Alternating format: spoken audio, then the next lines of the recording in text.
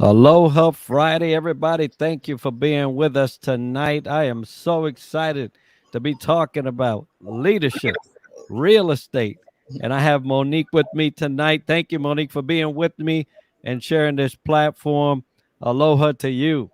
Yes, aloha. Thank you, Enrique, for having me on this platform. I'm super excited to talk today. Outstanding. Well, look, before we get into all the technical stuff, let's hear a little bit about you. Yes. So actually, as you guys know, the reason why I'm here, of course, is I'm a real estate agent, and I'm actually a real estate agent licensed in DC, Maryland, and Virginia. And I've actually been practicing real estate now for 7 years. And I got into real estate about a decade ago, and I started to actually invest in real estate when I was about 23 years old. When I bought my first property, and the primary reason is because my professor just talked about investing and investing while you're young because for numerous reasons. And I decided to go ahead and take that plunge and take that jump. Then from there, I end up becoming licensed a few years later and buying more properties. And now I actually run Exit Millennium Realty, an office out in Maryland, helping them grow and grow their real estate brokerage, mentoring and recruiting agents, and still running my own real estate business as well. So it's a little bit about me. And yeah, I actually been living in DC. Well, I'm in Silver Spring now, but I've been in the DMV area now for about a decade. Wow. Now, you know what's exciting about that is number one, 23, you said? Yes, I bought my first Good property at 23. good Lord. That's what I'm talking about.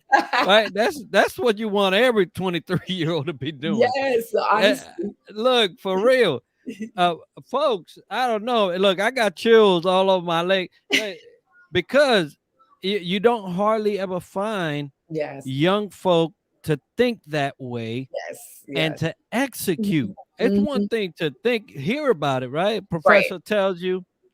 Another thing to say, let me think about this thing. right. It's a whole total ball of wax when you start to actually Awesome. get this thing done. And so Yes, kudos to you thank for you. doing that so young. And shout Uh, out to my mom because she was a big hey, part of that and mama. Hey, what would we be, right? What Right. would we be without God and moms? Yes. And Yes. dads. I'm not gonna take away from dads, but Yes, but yes. but moms have a different level of passion, right? Yes, yes. That is so good. Now, you know, a lot of people be like, well, leadership, real estate, what's the two got to Mhm, do with it, right? mhm. And you're going to find leaders everywhere. It Yes. doesn't matter what organization, it doesn't matter what arena you're playing in, you're going to find leaders in the real estate arena. Mhm, How does leadership start to mount up, right? Because you said you started in real estate about a decade ago. How mhm. did that what's the entry point, and then how escalate to the leadership?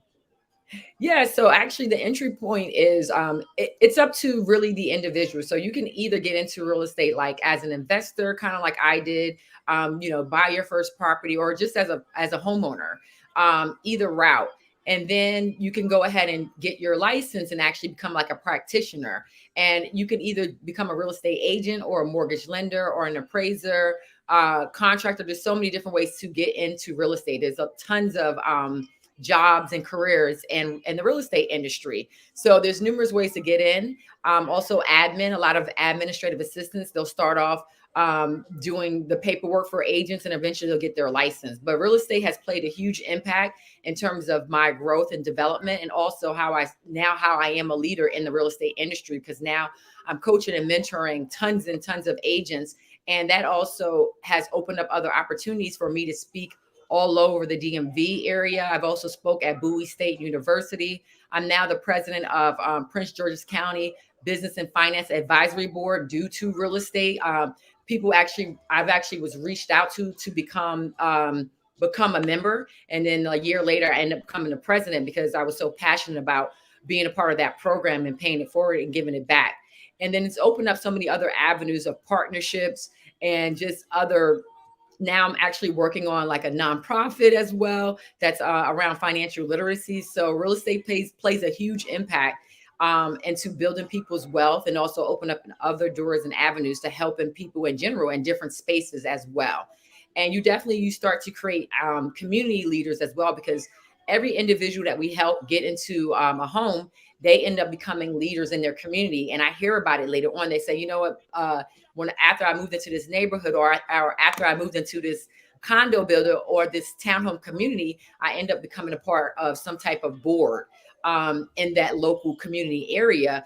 And you can't get those opportunities if you don't live in that area. And sometimes you don't get those opportunities when you don't own in those areas, because typically when you own those areas, you have more of an investment, and that's typically kind of like who the community, they want to listen to people that actually own in those areas. So I've actually, those doors have opened up for me and also my clients as well, because I'm having conversations with them with coming into their communities and teaching people in their communities on how to invest as well. And they're leaders now. Some of these past clients, they're leaders in their own community.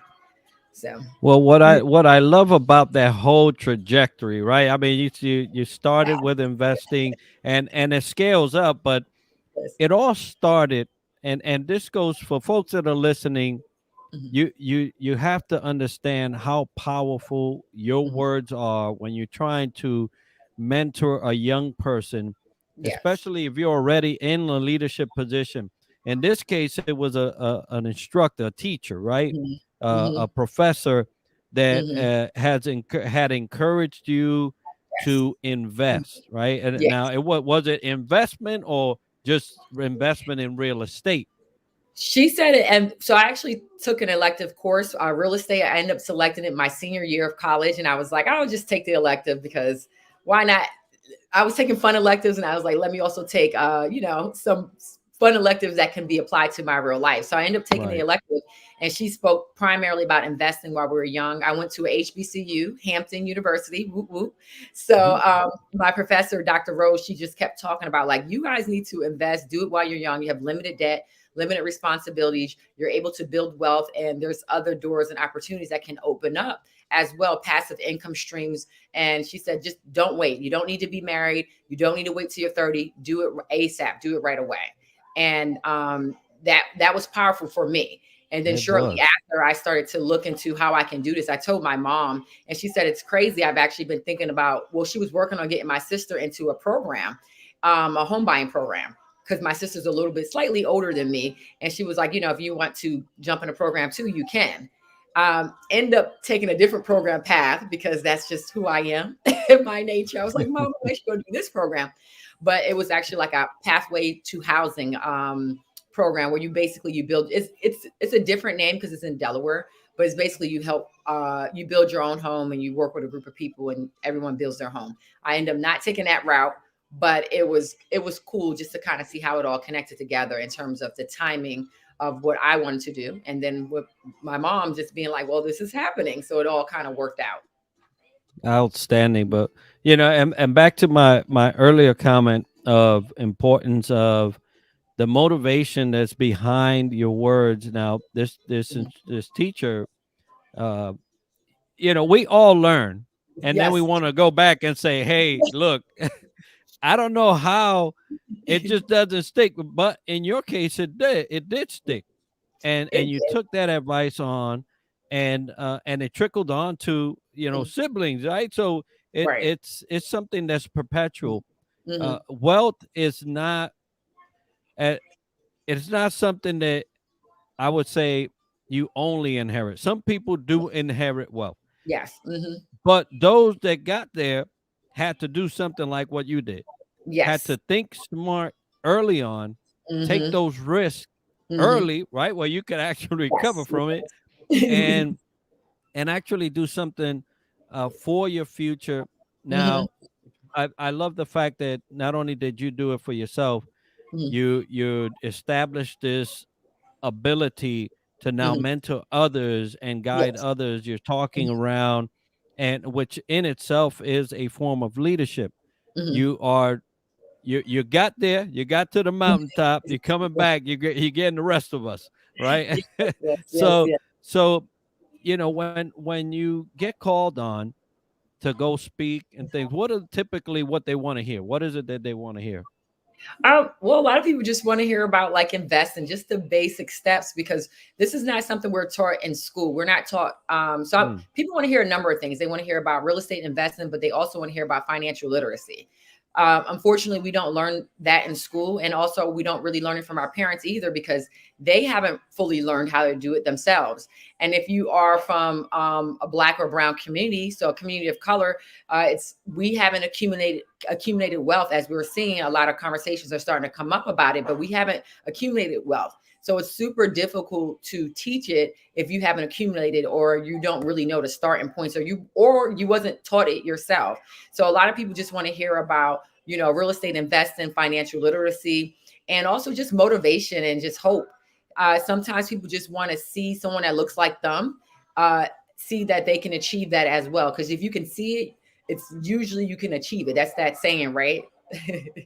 Yeah, and I absolutely love that and agree that Mhm. those are forms of inspiration, right? You don't even have to say much, but you see somebody Yes. that looks like you, Hmm. somebody that's from your town.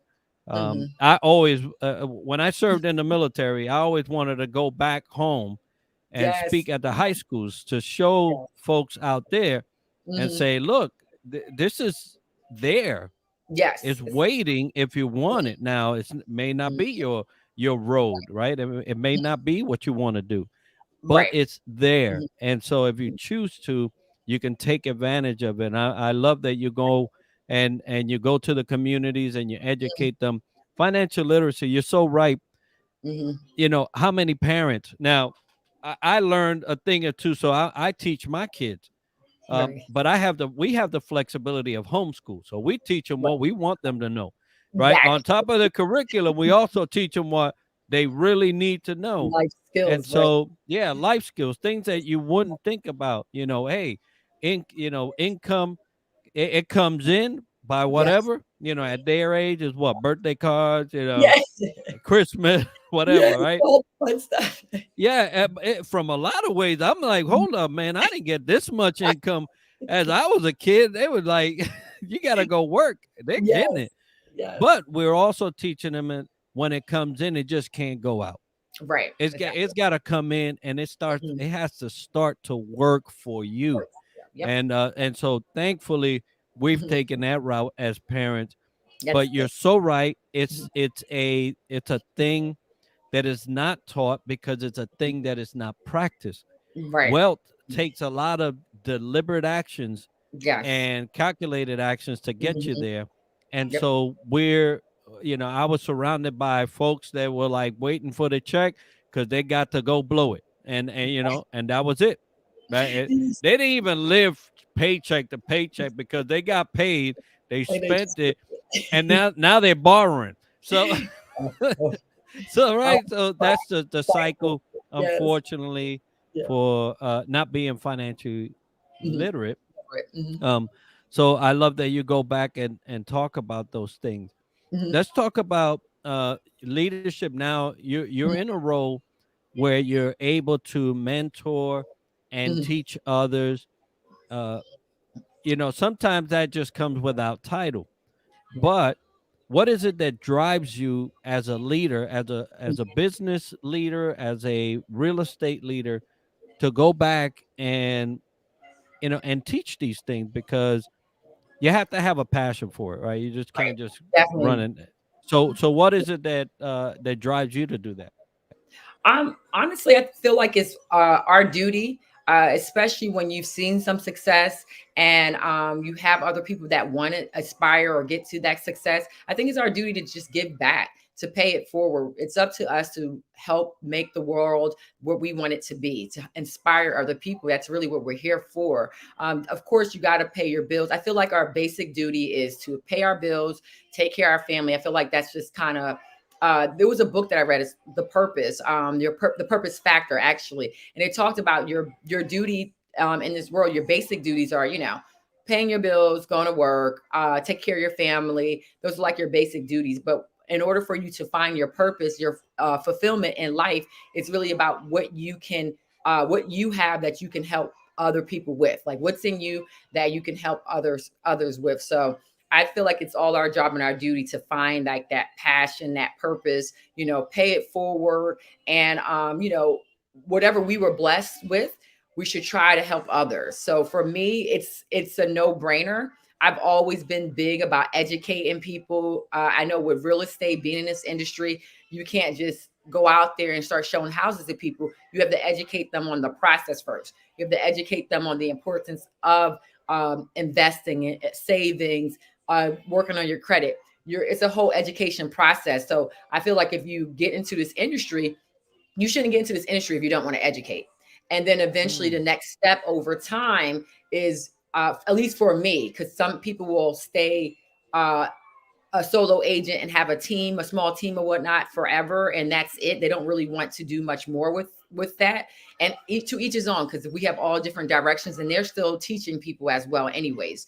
In mm-hmm. that role, they're just do it through their work. But for me, I feel like I just have a purpose of giving back and paying it forward, and that's why I'm going to high schools teaching financial literacy. That's why I'm going to working on different nonprofits, volunteering. People reach out to me to speak at places. I do it, and I do it for free. I haven't gotten paid a dime, and I'm speaking on a lot of platforms, a lot of podcasts, radio shows. I've done a lot of events as well, and of course, I will see business from it. But it's also one of those things that if I don't, at least I know I did what I need to do to give back, to pay it forward. So I enjoy it. I love teaching, and I feel like it was a natural trajectory of my life, honestly.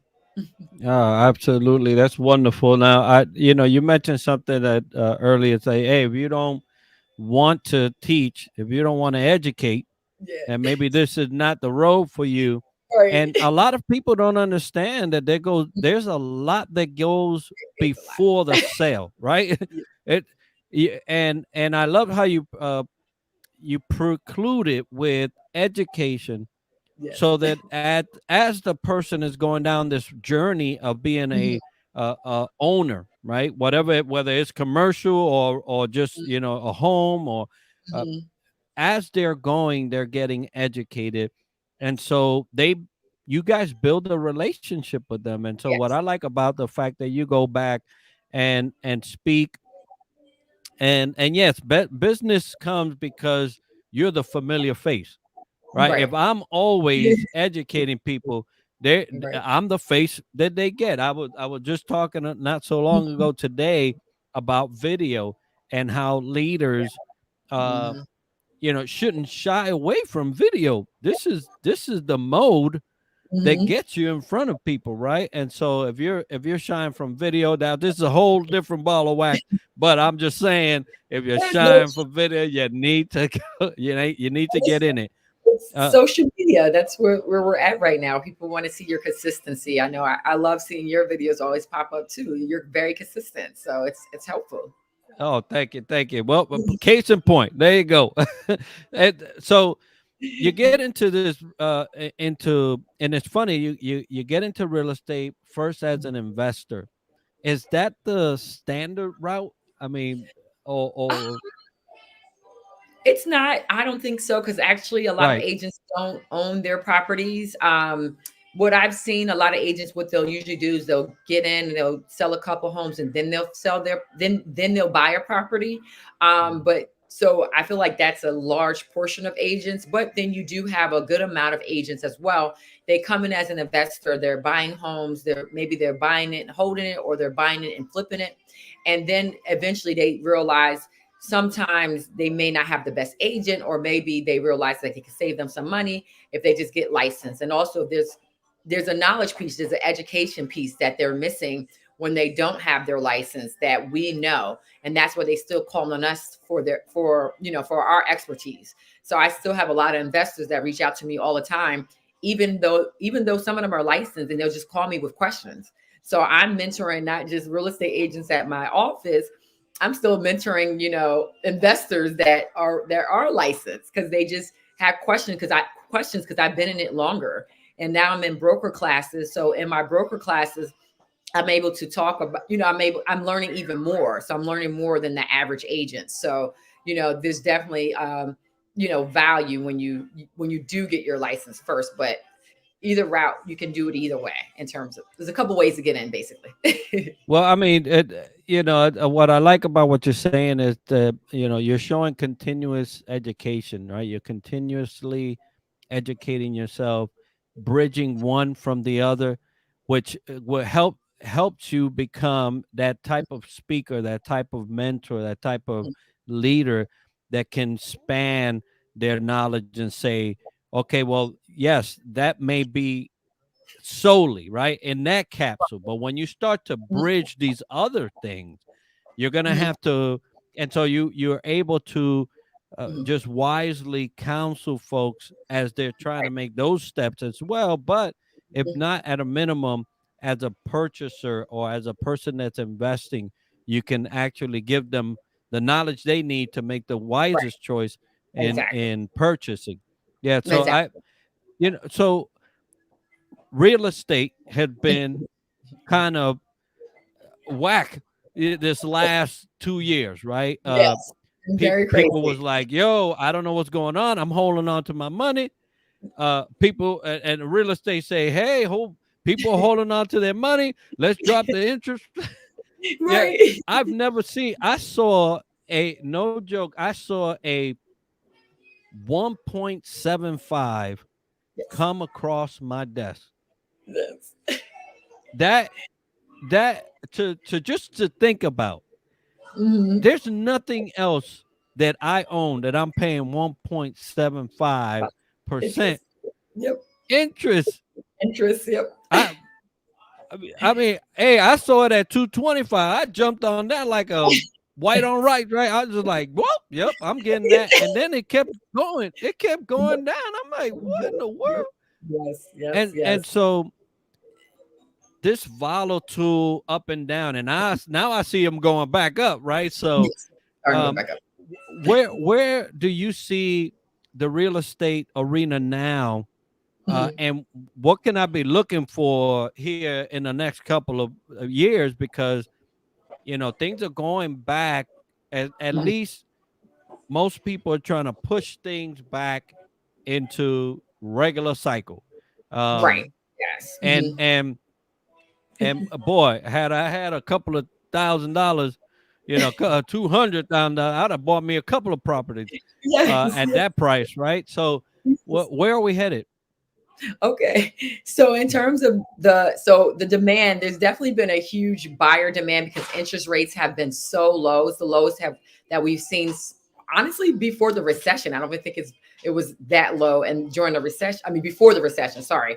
So before the recession. So we're seeing super low rates. And that's primarily because with COVID and the pandemic, we didn't want to see on top of having a pandemic, the feds didn't also want to see a housing crash again. That's the last thing we need. So, they dropped the rates just to kind of keep, the economy going. That's what happened. And then some people start to realize last year that, oh my gosh, the rates are super low. Let me go buy a house because now I can afford an even bigger home than I would at 5% or 4%. So right now the rates are going back up steadily, and the issue is that the demand is too high in terms of there's not enough supply. So it's not enough homes to support the amount of buyers that want houses. So we start to see a huge slowdown in terms of, well, I could say it hasn't stopped. It's still competitive, but it's a slowdown in terms of buyer demand. And also buyers start to become fatigued. So buyer fatigue because they were competing so much in the summertime and in the spring and even last year on homes. Like you saw homes getting bid up $100,000, $200,000. I even witnessed a property in Bethesda being bid up $300,000. So buyer fatigue started to happen because, of course, as you can imagine, people start to get overwhelmed, and also they just got tired because it's hard to compete and who wants to pay $200,000-$300,000 over asking? Yes, the interest rate is low, but now I'm paying more for a house in terms of the price point, right? So we are starting to see a huge slowdown. Buyer applications in terms of like mortgage applications actually went down over the summertime. So when mortgage applications go down, there's a lag. So eventually you also see that the basically people trying to buy a house slows down as well because it's always like a month or two behind in terms of what actually happens in the market because mortgage applications they usually last a pre-approval lasts about 3 months. So eventually people eventually did not renew their pre-approval letter because they just got tired of competing. So as of right now, we are seeing a bit of a slowdown. Homes are starting to sit back on the market for a couple weeks to even a month. I just submitted an offer earlier today. We asked for closing cost help because that house was sitting on the market for 29 days, basically a month. And we haven't seen that. And my client actually needs closing assistance. So it kind of worked out for her. And I'm also starting to encourage other buyers to come back into the market if they end up slowing down, maybe at the end of the summertime, because in the wintertime, you always traditionally before the pandemic, you saw the market slow down in the wintertime, regardless, because, it's cold and people are focused on the holidays as well. People don't like to move in the wintertime. So, I believe the market is going to continue to like slow down, especially as we come upon the holidays. Springtime, it's a little tricky. If the rates stay low, then I do believe we'll have probably not going to say the same demand, but we'll still have a higher buyer demand than supply. But that really depends on the interest rates and if they continue to remain low or not. So we'll see. And maybe some sellers, I'm having more conversations with sellers. So with those sellers, maybe they will also start putting their houses on the market. So you might see a bit of some more supply come on the market because sellers sometimes they are a little bit slow to react. That's typically what you see. So they may try to jump into the market. So you might actually see a more supply come on the market in spring next year because they're hearing about the demand. So you might see some slow reactors, basically. Well, I tell you, I'm thinking about it. I'm Right. now I'm waiting. Hey, now I'm waiting for spring to come because it's true. I mean, not only has the interest rate gone down, but the Right. prices have just like, and I was like, Yes. whoa, it's valued. It's valued at what? Yes. Yes. That's what Yes. I said. I was like, okay, that Yes. sounds good to me. So Because for it's those so that have invested, right. in purchasing your home, you might want to consider that, Yes. and be able to have a little more flexibility on the finance side, Yes. and it's wonderful to see that, Right. as a homeowner, right? Um, Most definitely. I when yeah, no, yes. so with the volatility, all Mhm, things not being known, we mhm, actually don't even we're hopeful, right? We don't right. know how Mhm, long this thing is going to last, in exactly. our communities, in our Mhm, environment. mhm. um we have unfortunate complications, and definitely we just lost General Powell. Yes. Complications because of this. Now there was a couple of things, other things, right? So, but Mhm, definitely. nonetheless, had this thing not been around, he may be. Right. And there's so much still going on, Mhm, nations, and mhm, so many different laws being placed. Now the mhm. vaccination, no Yeah. vaccination, Lord Right. knows where all that's gonna end. Um, Right. so if I'm a person that happens to be able to start going down this investment route because Right. like your Yes. teacher told you, and more Mhm. than likely you tell folks around you, hey, it's best to do this Yes. earlier Yes. than not. So Mhm, I'm poised. I have good credit. mhm. I'm able to look at stuff. It's now the time to get in that thing. I still believe so because, like I said, the market is starting to slow down again, which is really nice. At the end of the day, we have to be mindful that inflation is real and Mhm. that unfortunately it's difficult to save faster than the market. So, as you see, as we're all seeing, the value of the dollar is going down because the cost of living is going up very, very fast.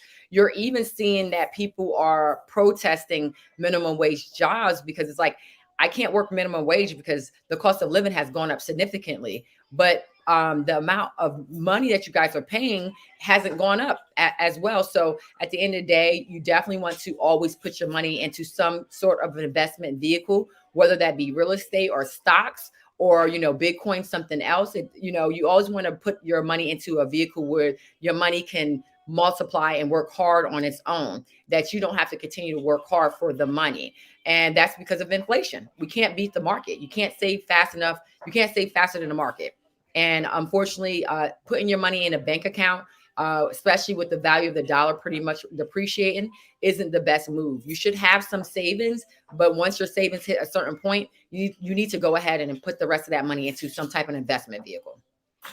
So yes, I think Yeah, you should invest definitely. So in yeah. real estate. Hey, Mhm. better sooner than later. I Yes. learned from Paul Brunson, my brother over in the UK. He's actually got spot in DC, Yeah. but he taught me 10 revenue streams, and he's like, bro, if you don't Yes. have that, you need to Yes. start. And Yes. and it's and you know the it's just not real estate. It's a couple of things you mentioned, a couple of Right. different things, and folks should Hmm. be looking into that. But Hmm. real estate is one of those things that, hey, you know, push came to shove, at least I got a place to go. And Exactly. if you Hmm. do it wisely. um, Right. so let's talk a little bit about leadership, because Okay. um, it's it seems to be the same across the board, except Hmm. that in some arenas it's different, right? Hmm. So what kind of leaders have you seen Hmm. in real estate that you maybe seen or not seen in other Hmm. communities? Um. Hmm. And do you mean like I'm trying to make in sure terms of in terms of this, like, in real estate, they may have more mentor type of Mhm. leaders Okay. than authoritarian, right? Okay. Because some arenas just have their own flavor. Right. And in real estate, what is it that you see the most out of the leaders that are in real estate?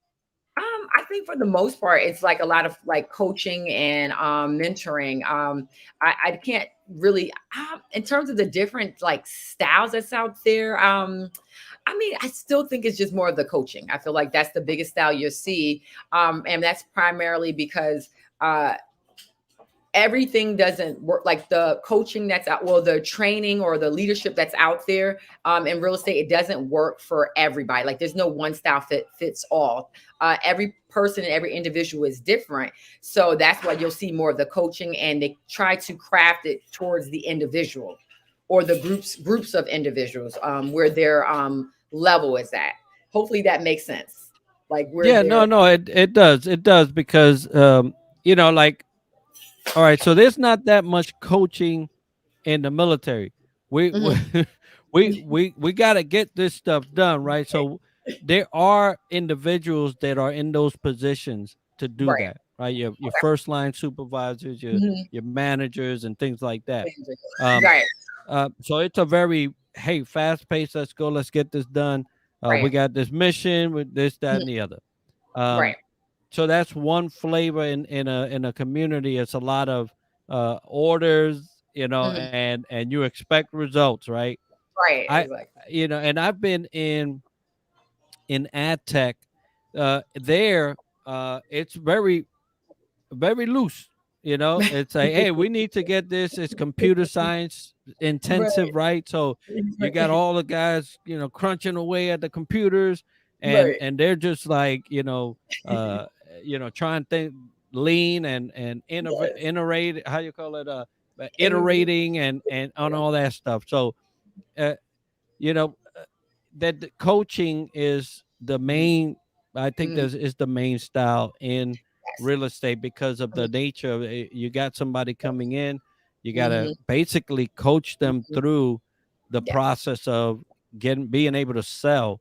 Right. Now, Mhm. not all positions sell, right? There you got Right. admin, the And so supportive role, and that kind of mhm. is similar. But Right. I was just curious if there was any particular style in that Mhm. I should be. So let's say, um, could could an authoritarian type of person survive in real estate? I think it depends because there's a lot of different like personalities that's out there. Um, I think so because yeah, because a large part of real estate, you also have to be like disciplined Mm. as well. So it can work out. Yeah, because at the end of the day, you can like if you're on depending on your team. So there's a lot of real estate teams that's out there, and certain people have more of a strict style. You know, they're more so like Mm-hmm. do this at this time on this time, and basically they're just more, I guess, disciplined. So they're more disciplined. So I think it can work, but it does vary on the individual. So one thing we do try to do when you jump into the industry is you should take a disc profile Mm. assessment. That's Love it. DIS. Yep. So you know Mm-hmm. that is. Try to take a personality assessment test to kind of figure out who you are. It helps you understand who you are, like your character, your personality, kind of where you lie within those four different personality types, and then Right. that can kind of help you understand how you take different type of authority. I like your learning style, how you like to be taught. And so for some people they have to have like an authoritative type of figure, strict and obedient, while other people, they're more so like, yeah, because a lot of people get into real estate because they want to be free of their 9 to 5. They want to make their Mm. own schedules. So you have to still remember that personality is really big. There's a lot of people that are high eyes in real estate, very, and I'm one of them. I'm a high I and a high D, interestingly. But there's a lot of people that's kind of like free flowing. It's about me type of thing. But we're Right. fun, and our personalities just in real estate. Those are the main personalities you may see is a lot of high eyes, and then you'll still see other personalities. So I feel like it really depends on the individual, and I think it can work. But make sure whoever you bring in underneath of you, they they can handle that type of I guess leadership, if that makes sense. Yeah, and so my point is, folks, if you're looking into real estate, it doesn't really matter, Mhm. the way you are now. You're gonna Right. have to assimilate. You're gonna have to adjust, Definitely. and real estate, with this different, I say, levels and Mhm. duties and work, you can find a place there for you. Yes. And so Hmm. if you're looking into, being an investor, you might find out that that arena is actually one you want to play in. And Right. so there's an opportunity for everyone. And you know you have to learn, the environment anyway if you're going Yes. from one place to another. The Yes. disc is a perfect way of Yes. being able to evaluate yourself before Hmm. plunging into anything, so you Yes. understand how you operate versus how others, right?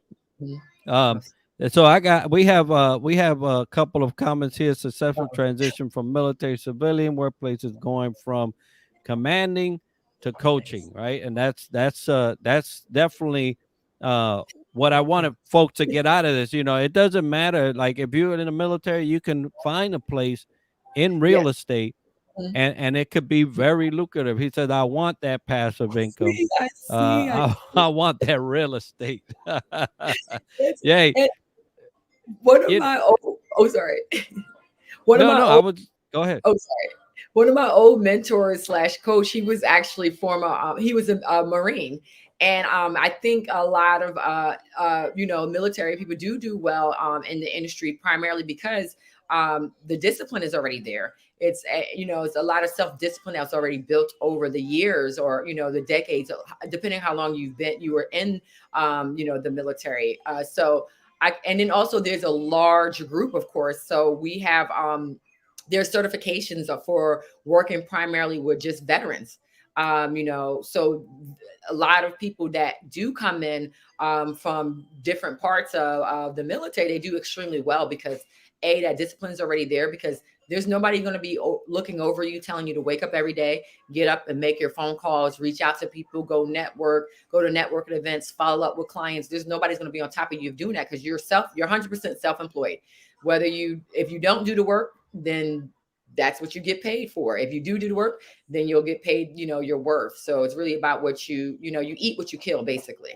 And like I said, it's a large community of military to work with as well. Certifications out there, and of course, you have your own network too. And if you're in a DMV area, there's a lot of bases right nearby that you could build up your clientele with. In terms of investing, it works as well too because um, there's veteran loans. It's 100% financing, which is awesome. And I believe you could get up to, I think you could do up to 5 houses with the VA loan.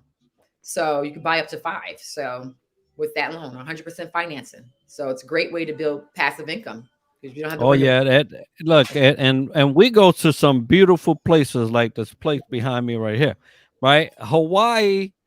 Now you're not gonna get too much if you ain't spending a million and above, right? And I know. even at that point, it may not be too much. Right. It may not, you might still be getting a 1980s house, but Right. it's the place, right? And so when you're landlocked like that, don't there's water's all over around you, and you gotta make do. But Right. we do travel to many different places that Mhm. we can actually purchase and hey, save that. Mhm. That's actually what I'm working on. Pay this Right. one off. I'm getting another one. This one stays in the pocket, right? And Right. that's and that's how you're able to be able to provide Mhm. a source of wealth for the Right. future, and you build that up by on your own and through programs that are already there for you, especially if you're Exactly. military folks. Look Yes. into the VA loan. It's the Wonderful. best thing going, and some other programs that are out there for you will help Exactly. you out a lot. And I'll Monique, be in what is the Honolulu in December. Just FYI, I'll be oh, hold up now, hold the end up. of December. Yeah, oh, I know who's bringing back my cookies. That's Yes. wonderful. Hey, you enjoy it. I tell you what, if it wasn't for I would be there. Let's just say that. Right. This is I it. would be there right now. But that's great. Yes. One of the flexibilities Mhm. of owning Mhm. your stuff and having this engine, right? This money Yes. engine That's money. bringing in something where you can enjoy stuff like that. Hey, I tell you, it's paradise. And six, he said, relative to transitioning out of the military and into a corporate setting. Okay, so hold on. That's the part two. Sorry, this is Mhm. part one. Sometimes for some veterans, there's a level of culture shock that takes place. This requires careful navigation throughout the new foreign landscape that veterans are not used to, all in due time. And then that's where it says relative to transition. So, yes, it doesn't matter w- where you're headed after you transition. There is going to be some level of time where you need to Mhm. uh settle down, right? It's Yes. not going to be Mhm. sometimes some work is more high paced than the military, Yes. so that Mhm. might be another adjustment that you have to do. Mhm. But hey, believe me, my wife, after 5 years, she said, hey, you still having trouble transitioning. So that's me. 5 years. It could be faster, it could be longer, but Yes. that'll give you a thing because you have to learn how to readjust Yes. to this new Mhm. landscape.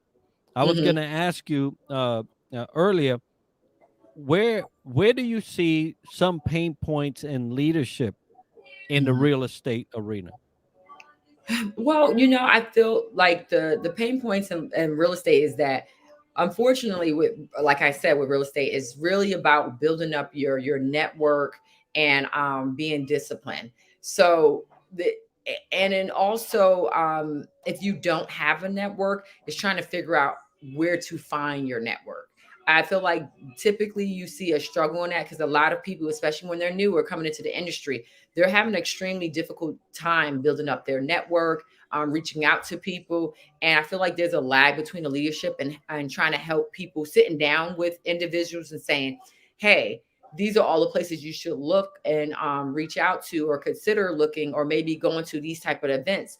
And also making sure that aligns with that individual brand. I've been at a couple brokerages and I've seen different things. And I think the issue is that brokerages, they don't have time. I'm not gonna say we because we spend a little bit more time, one-on-one time with the agents, but we don't they spend a lot of time recruiting and teaching about the contracts and the law. but not really about developing personal relationships and developing like your personal brand and marketing yourself. Uh, they just primarily just talk about the contracts, and they talk about I apologize, this is my nephew. So, I'm so sorry, y'all. No, you're Okay. good. You're good. He's mad at me. He's like, "You're not paying me."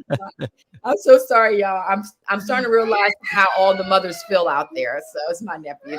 But Well, hey, um this is life, folks. yes, If you can't take it, I don't know what to tell you. yes, sorry about that. But yeah, so I feel like there is a difficult transit there's difficulty with transitioning with like new agents, just teaching them outside of just teaching them the contracts and the laws, sitting down with them and helping them building their personal brand and marketing. I feel like there's that issue. At our brokerage, we spend time with the individual and helping them dig and figure out where their network is at if they don't have one already, and how to build one, because that's really where you're going to spend a lot of your time, marketing and branding yourself. You will learn the product, you will learn houses and stuff like that. But if you have no clientele, you're just basically a walking book, just saying, hey, this is how you buy and sell a home, which people can Google and read that. But you need to have a database. You need to build up your clientele. I feel like brokers just should spend more time on that, because you'll see agents come in and out the industry within 2 years. 89% of the real estate agents that come into the industry, they're out within 2 years. Wow, that's astronomical. Yes, And a high turnover when you talk about all the time invested within those 2 years to yes, see them just go out. It's good to know that this exists, because that way you can get ready hmm for that. Now, right. hey, like in anything, if you want to get somewhere, you need a network. You need a base. You need Yes, somewhere that you could say, "Hey, I still have these people over here and that people over there." hmm Because it is, when you have that much of an influx and out of ages, it's slim picking almost if you're talking about building something. So hopefully, yes, if you're looking into moving into the real estate arena, start building that network now, right? So that yes. when you are saying, "Hey, I'm selling houses," you're familiar, right? So Enrique, you took the words just out of my mouth. Before I got into the industry, I was already talking about real estate because I had bought my investment property, so it did make life a lot easier. I have a network because of my alumni, Hampton University, and also I'm not a shy person. I wasn't afraid to get out there, go to networking events, tell people who I was, what I'm doing and how I can help them. And also, I had a lot of educational events. I was doing a lot of workshops. I remember hosting at least one or two workshops a month within that first like 2 year window. I just did workshop after workshop after workshop. And then I took the data, basically people's databases, and I right, would email them on top of that and reach out to them, just following up, just saying, hey, it's been a couple months, it's been a year, and they remember me, they remember the workshop and how much information that they just appreciate the value. And before, right, I wasn't just asking for business. I wasn't just like, give right, me, right, work with me, work with me, work with me. I would say, hey, come to this workshop. Let me educate you on the importance. And a lot of people end up buying with me that way because they're like, thank you for taking the time to just educate me and inviting me. Because I, I'm not big on going for just the kill. I'm very big on trying to build a relationship with the individuals, and also just saying, hey, you should just be educated on this. There's so many people I just say, hey, you should come and learn about this. Have you thought about investing? And they're like, no, Monique, we're in our 20s. What do you mean? And I was like, well, just come mm, to this and listen to this and, let me know your thoughts. And then they came and they was like, oh, wow, actually, I think I might go ahead and try. Why wait? mm-hmm. And that's how it ended up happening. So, yeah, so that's really what it's about, educating people and providing value. And then eventually they'll do something. Hopefully Yeah, no, with I you. tell you, it works. I mean, my one of my pride moments is that seeing my daughter purchase her first home in her 20s, when it took me almost 40 something years. Right, I was 40 something before I bought mine, but I was in the military, so I had an excuse. Yeah. And I feel But like our you could parents, my still, parents, I feel like the generation before us, it was different. You waited till you yeah, got married, you waited till you were a certain age, you waited till you was over 30. It just, I don't know, it's just generationally. is different nowadays. I think is things are just moving faster though. Nowadays, I Hmm. think a lot of No, exposure to and different things. I'm happy for it because Mhm. that only means that she'll be able to teach her son when he's Exactly. born, because she is Mhm. expecting, Mhm. uh, how to do that Yeah. earlier, right? Like I'm Yes. teaching my sons now so that Mhm. when they're in their 18, 19, Yes. 20, they're ready Yes. to go. And Yes. so, And well, kids I pay tell you, attention. Mhm. and it makes a difference. So I think you had a great plan to educate folks. Mhm. It's the person that's in the mind is the one that gets recalled. That's Yes. just it, Very right? true. So Very if true. you're out there educating, whether you get something or not immediately, Yes. that's fine. Mhm. It's a long term relationship. Yes. And to case in point is my realtor that got us our first home. Mhm. We still sending people to him, right? That's good. Uh, and Yes. he did us so good, we still send him. And so That's he's that's gotten about at least five people houses. yes, that's That's money yes. Mhm. that was thought of when he was taking care of us. And so Yes. that's how you got to do it. Yes, exactly. And that's If how you a lot of want my clients are too. Mhm. longevity and Mhm. stuff. Well, Mhm. Monique, any parting words you want folks to know about real estate or leadership before we part this we call this Aloha Friday to an end? Yes, yes, yes. I say, like I've been saying throughout this entire, live, that make sure that you just take some time to get educated. So if you have a local realtor or maybe you have a friend, go and attend one of their webinars. Just get educated on it. I feel like education is power. Knowledge is power, is what they say. So I'm big on empowering people and just providing the knowledge. But once you and also like you said, Enrique, pay it forward and start your kid, not just pay it forward, but start your kids young. They don't need to wait till they're 20 or 30 to learn the home buying process. Teach them about it, or take them with you to whatever webinar or live event. I know we have the pandemic, and eventually things will open back up, so bring them to those workshops that you attend. Start teaching your kids young. They understand what's going on. If they can understand going to get a job and some of the other things that they're learning at such a young age, they can understand investing. So never think they're too young. And honestly, they typically hold knowledge better than us, because we have a lot to think about and retain, and we have a lot going on. The older you get, it's difficult to learn anyway. So teach your kids while you're young. They'll be able to invest in themselves, invest in their communities as well, and also of course they'll be able to pass that generational wealth on, which is very, very, it's needed right now. And also, just in general, if you're interested in investing it, I mean, not invest, well, of course, investing in real estate, definitely reach out to me.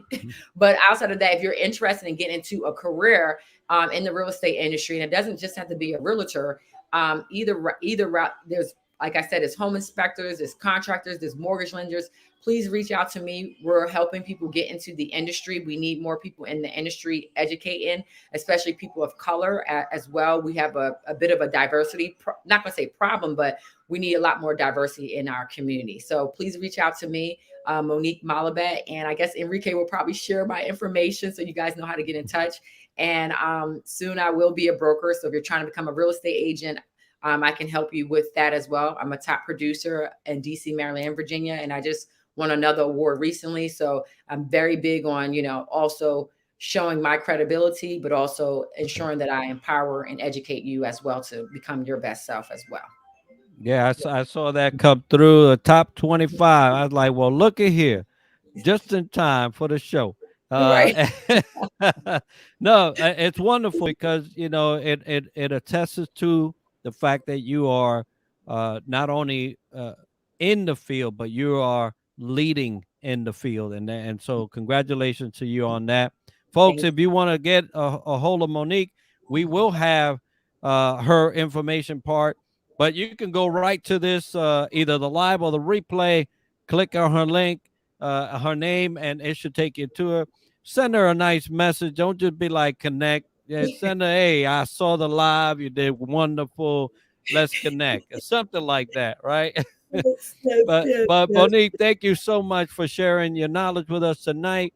Mhm. Uh, hey, it doesn't matter where you are. Leadership is leadership. You got to know how to do it, and in what arena you're doing it, right? So thank you for sharing that with us tonight. We wish you continued success up there in the DC area, and if you ever need anything from us, please just holler. Hey Oh, folks, aloha Friday. I wish mhm. you all a great weekend. Take care, and we will be back next Friday with another guest. Aloha, Yes. everybody.